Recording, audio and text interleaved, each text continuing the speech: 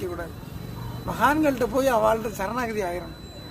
அவன் என்ன சொல்கிறாளோ இப்படி சொல்கிறாளோ அவள் பிரியத்துக்கு ஆட்பட்டு நான் என்ன செய்யணும், ஏது செய்யணும், தெரிஞ்சு புரிஞ்சு அப்படி வாழணும். தப்பாக இருந்தாலும் செய்யணும். செஞ்சோம்னா அதால் கஷ்டம் வந்தாலும் அதுக்கு நிவர்த்தி உண்டு. நாமளாக எதையாவது யார்ட்டையாவது பழகி செஞ்சு எதாவது தெரிஞ்சுக்கிட்டோம்னா அதால் நமக்கு ஆபத்து அதில் தான் வந்து முடியும். நம்ம புத்தியை கொண்டு எதையுமே சாதிக்கவே முடியாது. அதனால் ஏதாவது மகான்களுடைய ஒரு கிருபையை பல பேரை சந்திக்கணும். பல குருநாதர்களை தேடி தேடி ஓடணும். குருநாதர் நம்மளை தேடி வருவார். நம்ம தேட ஆரம்பித்தா நாரதரை தேடி யாரும் போக முடியாது. அவர் எங்கே இருக்காருன்னே தெரியாது. அவர் தேடி வருவார். அவர் சிஷியனை தேடிக்கிட்டே இருக்கிறார், தேடி வருவார்.